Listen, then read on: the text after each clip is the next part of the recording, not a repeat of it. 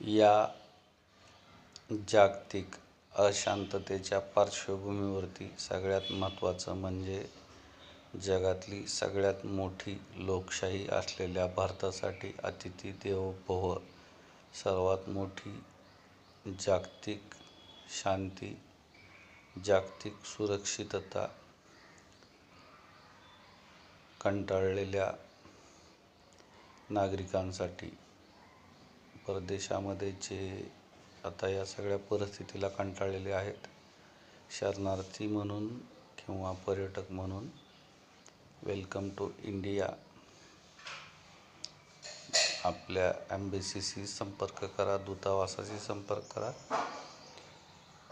हा सहिष्णू देश सगळ्यांचं नेहमी स्वागतच करेल, अगदी गुजरातच्या गायकवाड राजघराण्यापासून.